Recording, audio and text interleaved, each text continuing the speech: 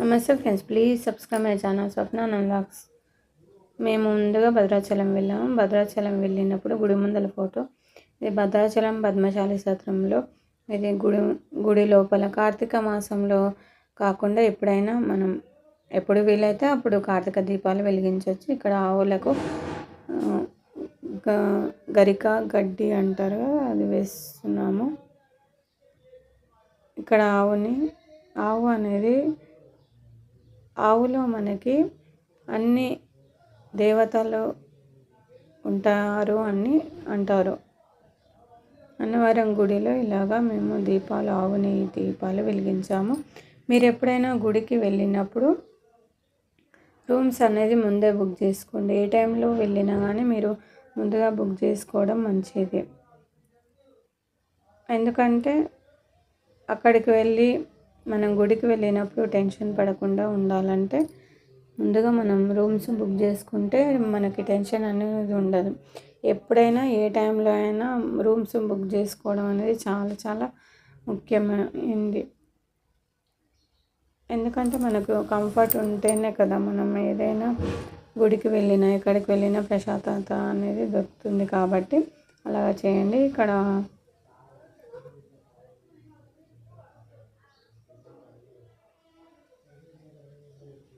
ఇక్కడ అన్నవరంలో దీపాలను మా పిల్లలు వెలిగిస్తున్నారు. దీపాలు అన్నవరంలో సత్యదేవుడు అంటారు. మనం సత్యనారాయణ స్వామి అంటాం, కానీ అక్కడ సత్యదేవుడు అనే పిలుస్తారు అన్నవరంలో.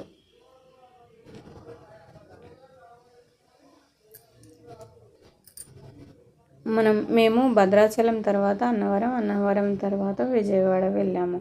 మధ్య మధ్యలో ప్రదేశాలను చూసుకుంటూ ఎక్కడెక్కడ ఏమేమి ఉన్నాయో చూసుకుంటూ గూగుల్ మ్యాప్లో చూసుకుంటూ వెళ్ళవచ్చు. భద్రాచలంలో మనం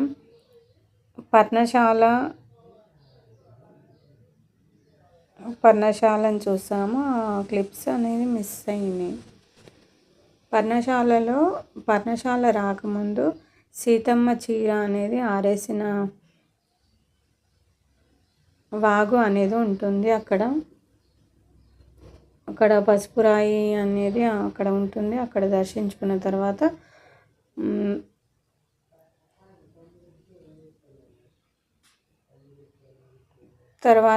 మనం బోటు మీద ఎక్కాల్సి ఉంటుంది. బోటు తర్వాత మనం పర్ణశాల గుడి అనేది చూడవచ్చు. బోటు అనేది మాకు ఒక్క మనిషికి 60 రూపాయలు తీసుకున్నారు. భద్రాచలంలో మేము చూసినవి పర్ణశాలకు ముందు సీతమ్మ చీర అనేది ఆరేసిన వాగు ఉంటుంది. తర్వాత బోటు ఎక్కాము. తర్వాత పర్ణశాల గుడి చూసాము. తర్వాత భద్రాచలంలో ముందుగా గుడి దర్శించుకున్న తర్వాత మాత్రమే చూసాము. ఇక్కడ భద్రాచలంలో బోట్ అనేది ఎక్కాము. ఒక మనిషికి 60 రూపాయలు తీసుకున్నారు. ఎక్కడైనా చాలా చాలా రేట్స్ పెరిగిపోతున్నాయి అనిపిస్తుంది. మీకు ఎలా అనిపిస్తుంది?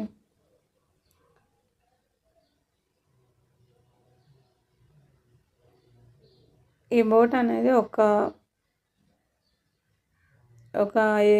10 నిమిషాలు మాత్రమే బోట్ అనేది తిప్పాడు.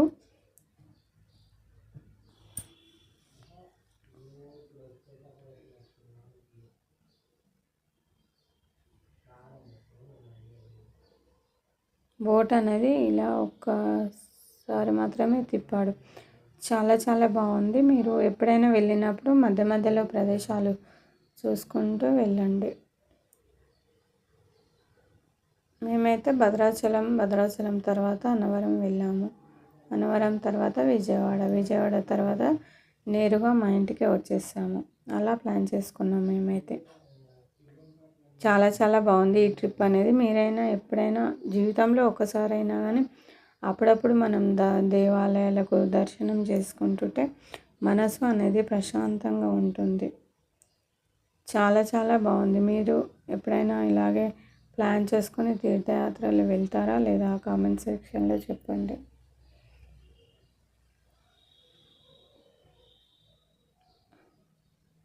మీకు ఎలా అనిపించిందో కూడా కామెంట్ చేసి చెప్పండి. మీరు కూడా ఈ విధంగా వెళ్తారా లేదా?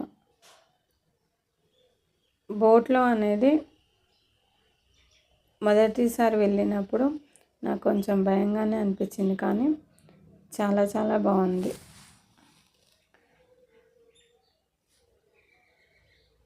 ఇంకొక ప్రదేశం అనేది మిస్ అయినాం. ఆ ప్రదేశం కపాలి ఏదో పేరు ఉంది. ఆ ప్రదేశం అనేది వెళ్ళలేదు, ఎందుకంటే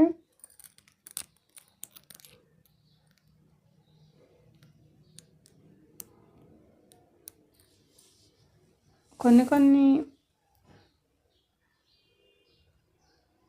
వాతావరణం తగ్గట్టుగా కూడా మనకి ఆ ప్రదేశాలన్నీ మూసివేస్తుంటారు, కాబట్టి ముందే చూసుకొని వెళ్ళండి.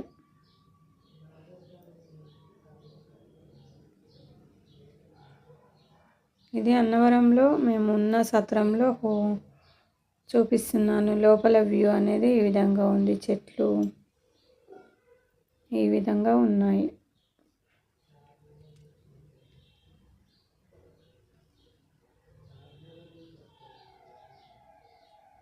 అన్నవరంలో అయినా భద్రాచలంలో అయినా కానీ లిఫ్ట్లో ఉన్న రూమ్స్ని మాత్రమే బుక్ చేసుకున్నాము, ఎందుకంటే పైకి ఎక్కి దిగడం వల్ల కాళ్ళ నొప్పులు వస్తాయి, కాబట్టి లిఫ్ట్ ఉన్నవే చూసుకొని వెళ్ళాము. అన్నవరం సత్రం లోపల వ్యూ, బయట వ్యూ చూపిస్తున్నాను చూడండి. లోపల మధ్యలో భాగంలో ఇలాగ చెట్లు అన్నీ ఉంటాయి. చాలా ఎత్తైన చెట్లు, చాలా చాలా బాగున్నాయి.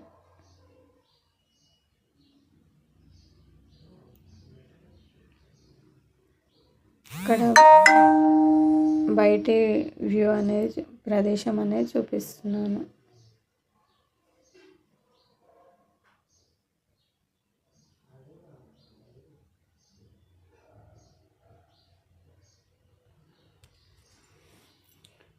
మీరు ఏ ప్రదేశాలకు వెళ్తారా లేదా కామెంట్ చేసి చెప్పండి.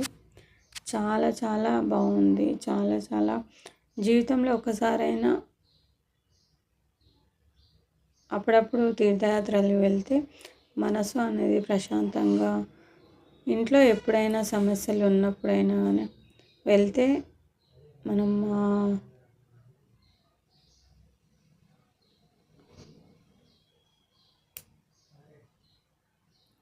అన్ని సమస్యలన్నీ మర్చిపోతాం.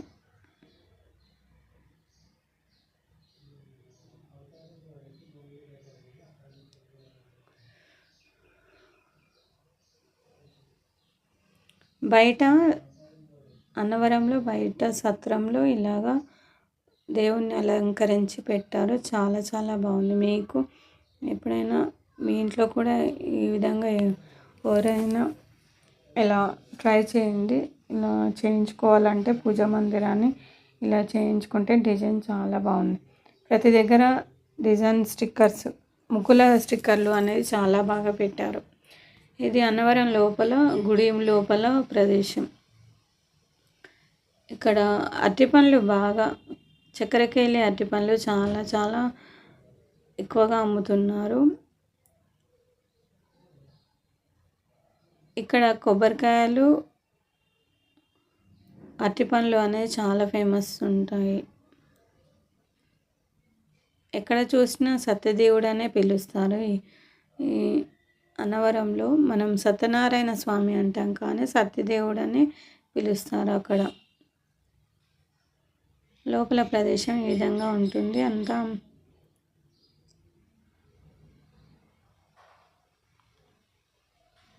లోపల షాప్స్ అనేది ఈ విధంగా ఉంటాయి. చాలా చాలా బాగుంది. ఎప్పుడైనా మీరు విజిట్ చేశారా లేదా? ఇప్పుడు మేమైతే జూన్ లాస్ట్ వీక్లో వెళ్ళాము.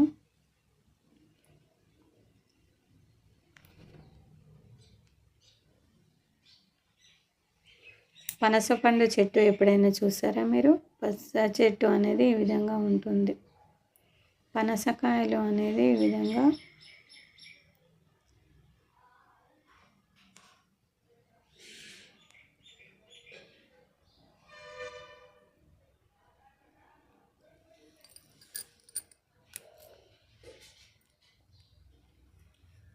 అన్నవరం తర్వాత మేము ఈ ప్రదేశం చూసాము. గొల్లల మామిడి అనేది ఒక ఊరిలో ఇలాగా ఒక టెంపుల్ చాలా చాలా బాగుంది. శ్రీరామచంద్రమూర్తి సీతమ్మ వారు దేవాలయం చాలా చాలా బాగుంది. చూడండి మీరు కూడా.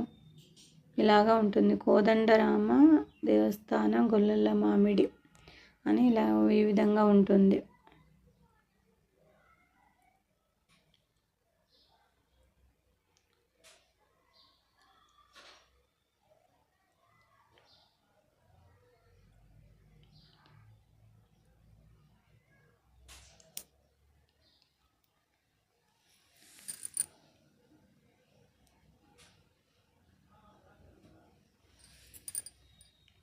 లోపల ఈ విధంగా ఉంటుంది. బయట కాళ్ళు కడుక్కొని లోపలికి వెళ్ళాలి.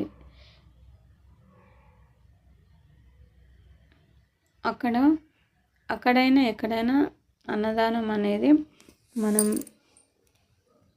మధ్యాహ్నం 1 లోపల 1 తర్వాత అయినా కానీ 3-4 గంటల వరకు అయినా కానీ మనకి అన్నదానం అనేది చేస్తారు. ఇలాగా బయటి భాగం అనేది ఈ విధంగా ఉంటుంది. లోపల వీడియోస్ అనేది తీయనీయలేదు చాలా వరకు. లోపల ఈ విధంగా ఉంటుంది. చాలా చాలా బాగుంది. ట్రై చేయండి. ఎప్పుడైనా మీరు వెళ్ళారా లేదా? లోపల వ్యూ అనేది ఈ విధంగా ఉంది.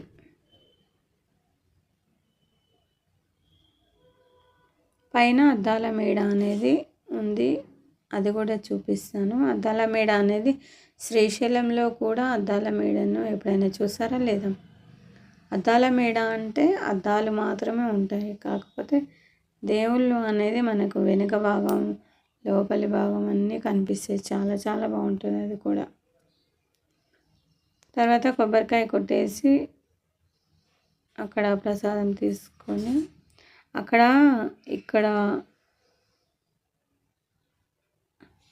శనగపిండి లడ్డూలు ఇక్కడ ప్రసాదంగా ఇస్తారు. అంటే మనం కొనుక్కోవాలి. అద్దాల మేడ పైన భాగం ఇలా ఈ విధంగా, అద్దాల మేడ పై భాగంలో ఈ విధంగా గుడి పైన భాగం అనేది కనిపిస్తుంది క్లియర్గా మనకి. పైన భాగం అనేది 10 అంతస్తులు అంటే 10 ఫ్లోర్లు ఉంటుంది. అంటే మీరు అర్థం చేసుకోండి ఎంత పెద్దగా ఉంటుందో గోపురం అనేది.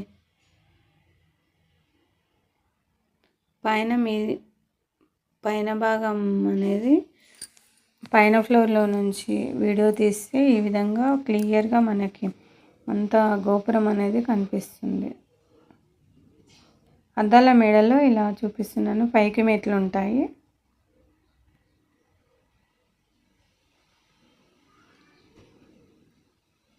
ఇది అన్నవరం విజయవాడకి మధ్యలో ఉంటుంది. గొల్లల మామిడి అనేది ఊరు.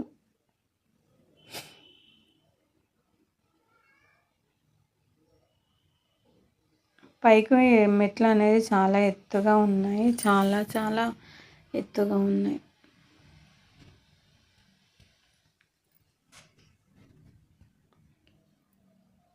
కింద ఉన్న దేవాలయం చూపిస్తున్నాను. శ్రీరామచంద్రమూర్తి. దేవుణ్ణి వీడియో తీయొద్దు అన్నారు కాబట్టి నేను మీకు సరిగా చూపించట్లేదు. అద్దాల మేడకు పైకి మెట్లు ఉంటాయి. ఈ విధంగా దారి ఉండి పైన మెట్లు ఉంటాయి. అవి కూడా మెట్లు అనేది చాలా చాలా ఉంటాయి. శనగపిండి లడ్లు ఈ విధంగా ఉన్నాయి. ఒక 5 లడ్డూలు ఒక ప్యాకెట్ లాగా చేసి పెట్టి అమ్ముతున్నారు.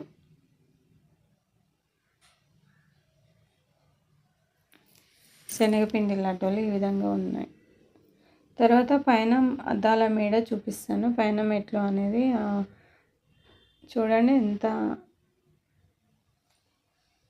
ఎంత ఎత్తులో ఉన్నాయి చూడండి.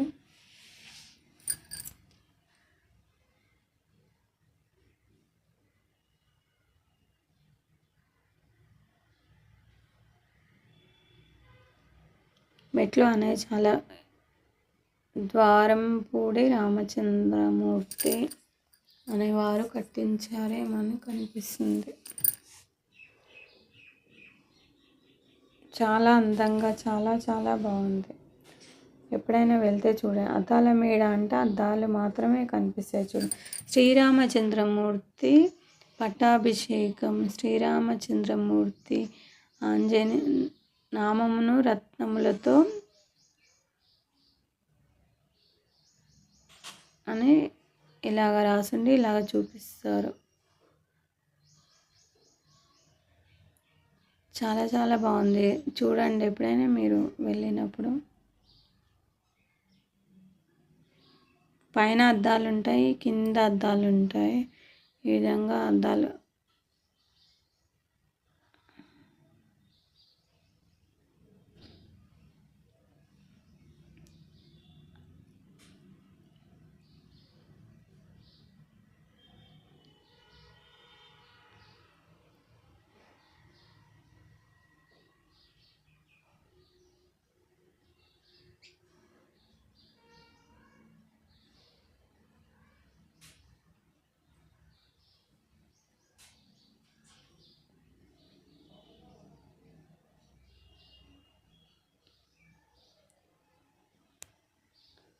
చూడండి ఎంత బాగుందో. కోదండరాముడు సీతమ్మ వారు అద్దాల మేడలో ఇలాగా. అద్దాల మేడ అంటే ఏముంటుంది అంటే దాంట్లో మనకి ఒకవైపు ఉన్న దేవుళ్ళు అనేది ఇంకొక వైపు అనేది కనిపిస్తారు ఆ అద్దాలలోకి. ఇలా డబల్గా కనిపిస్తాయి. 2, 3, 5, 6గా ఉన్నట్టుగా కనిపిస్తాయి. అక్కడ ఉన్న ఆయన కూడా ఫొటోస్ తీస్తా అన్నాడు. మనుషులనైనా తీసి మనకు చూపిస్తారు, కానీ మేము తీయించుకోలేదు. కాకపోతే టైం లేక తీయించలేదు. కానీ మనం కూడా ఫొటోస్ తీయించుకుంటే మన ఫోన్లో ఫొటోస్ తీయించుకుంటే మనం కూడా డబల్గా, 3గా, 4గా ఇట్లా కనిపించి బ్యాక్ అంటే ముందలి భాగం, వెనుక భాగం అనేది మనకి కనిపిస్తుంది.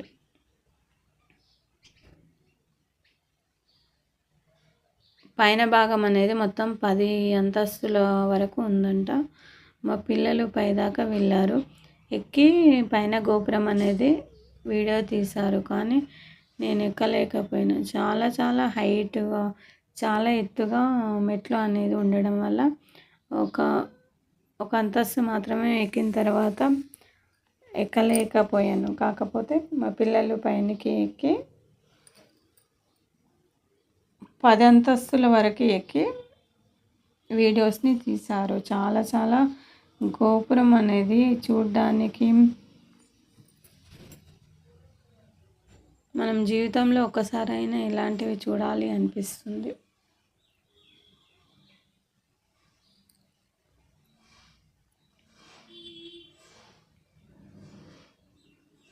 చూడండి, ఇంకా పైకి ఒక ఫ్లోర్ వరకు ఎంత ఉందంటే ఇంకా పైన ఫ్లోర్ వరకు ఎన్ని మెట్లు ఉంటాయి, ఎంత హైట్లో ఉన్నాయో చూడండి. పైన భాగం అనేది బయట నుంచి ఇలాగా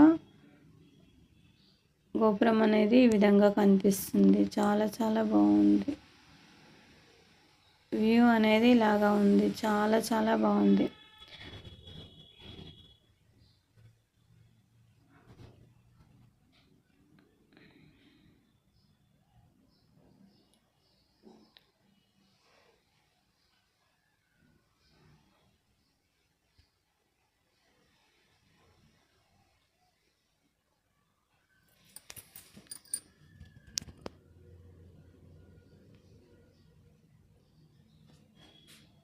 పైన గోపురం అనేది ఈ విధంగా అన్ని గోపురం మీద ఉన్న విగ్రహాలు మొత్తం మనకి ఈ విధంగా కనిపిస్తాయి.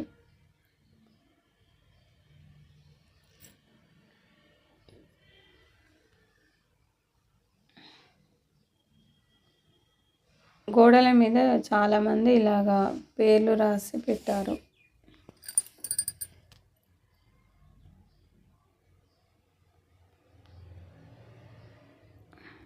గోపురం పైన భాగం అనేది సీతారామచంద్రమూర్తి, సీతమ్మ తల్లి విగ్రహాలు, ఆంజనేయ స్వామి, అందరివి దేవతల ప్రతిరూపాలు అన్నీ చెక్కించబడ్డాయి.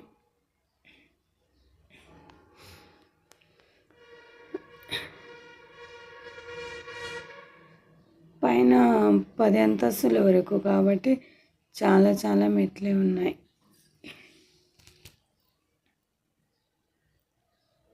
చూడండి పైన మెట్లు అనేది ఎంత ఎత్తుగా ఉన్నాయో చూడండి. ఈ ప్రదేశం అనేది అన్నవరం విజయవాడకి మధ్యలో ఉంది. మీరు ఎవరైనా గూగుల్ మ్యాప్లో చూసి వెళ్ళండి. గోపురం చూడండి ఎంత పెద్దగా ఉందో.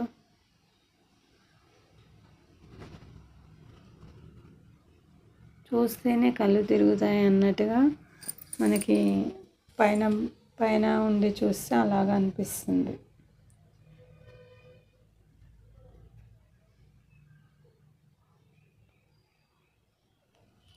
అంటే ఈ ప్రదేశాలు అనేది వెనుకటి కాలం, అంటే రాజుల కాలంలో రాతితో కట్టారు కాబట్టి అంత స్ట్రాంగ్గా అంత బలంగా ఉన్నాయి. ఇప్పుడున్న వాళ్ళు కట్టడం సిమెంట్ కట్టడాలు అంత బలంగా లేవు, కానీ అప్పుడు రాయితో కట్టారు కాబట్టి రాజుల కాలంలో రాతి విగ్రహాలు రాతితో కట్టారు కాబట్టి అంత బలంగా చాలా ఏండ్లు ఇప్పటి వరకు కూడా మనం చూస్తున్నాము. అంటే అంత పురాతన వస్తువులు కూడా, పురాతన విగ్రహాలు, పురాతన కట్టడాలు కూడా అంత బలంగా ఉన్నాయి. అంటే వాళ్ళు ఎంత మంచిగా కట్టారో మీరే చూడండి. ఇప్పుడున్న కట్టడాలు సిమెంట్ కట్టడాలు ఒక 10 ఏళ్ళు కాగానే వాటి రూపురేఖలే మారిపోతుంటాయి. వాటికి రిపేర్లు అన్నీ వస్తూ ఉంటాయి. అలాగా వెనకటి కట్టడాలు చూడండి, మనం ఇప్పటికి కూడా చూస్తున్నాము. అంటే వాళ్ళు ఎంత నైపుణ్యతతో ఎంత బాగా కట్టారో, ఎంత ఆలోచనతో కట్టారో మీరే చూడండి.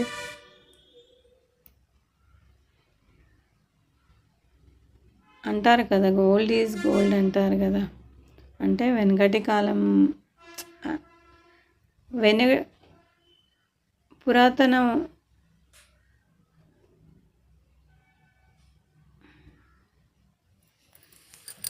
పురాతనంగా వచ్చేవి అనాదిగా వస్తున్నాయి. మనం మళ్ళీ రాగి పిండి, రాగి జావ అన్నీ మళ్ళీ తరం అనేది మళ్ళీ వెనుకకు తిరిగి మళ్ళీ వాటినే మనం తింటున్నాము. అంటే అంత ప్రాముఖ్యత ఉంది. తర్వాత విజయవాడ రాకముందు ఈ అరటి గెలలు చాలా చాలా కనిపిస్తున్నాయి. పైనాపిల్స్ కూడా చాలా ఇక్కడ దొరుకుతాయి. కొబ్బరికాయలు కూడా చాలా ఫేమస్ ఇక్కడ కూడా. అరటి పండ్ల ఒక గెల మొత్తం కలిసి చాలా రేట్లు చెప్తున్నారు. రేట్లు మాత్రం తక్కువగా ఏమాత్రం అనిపించలేదు. కానీ ఎక్కడ చూసినా అరటి పండ్లు, అరటి గెలలు, పైనాపిల్స్, ఇంకా కొబ్బరికాయలు చాలా కనిపిస్తున్నాయి ఇక్కడ. అంటే అక్కడ ఎక్కువగా నీళ్ళు ఉన్న ప్రదేశం కాబట్టి అక్కడ అవన్నీ పండుతాయి. తర్వాత విజయవాడ రాకముందే మనం ఇక్కడ ఒక దేవాలయాన్ని చూస్తాము, కానీ ఆ దేవాలయం అనేది తెరిచి ఉండలేదు కాబట్టి మేము మొత్తం చూపించలేకపోతున్నాను.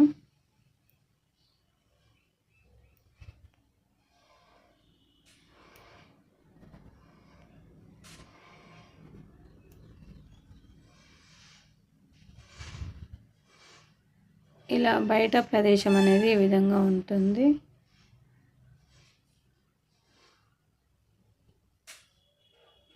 చాలా చాలా బాగుంది చూడండి.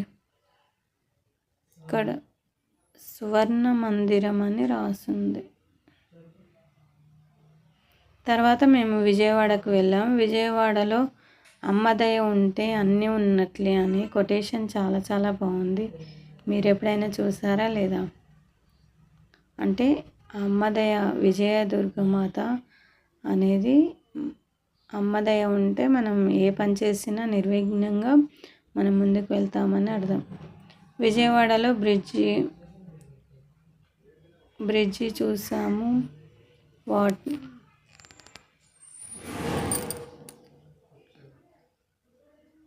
తర్వాత విజయవాడకి వెళ్ళినప్పుడు మనం పైకి ఆటోలు అనేది ఎవరికైనా చేత కాదు అన్నప్పుడు, ముసలి వాళ్ళకైనా వృద్ధాప్యం ఎవరికైనా ఉన్న వాళ్ళు కూడా పైకి ఆటోలో తీసుకెళ్తున్నారు.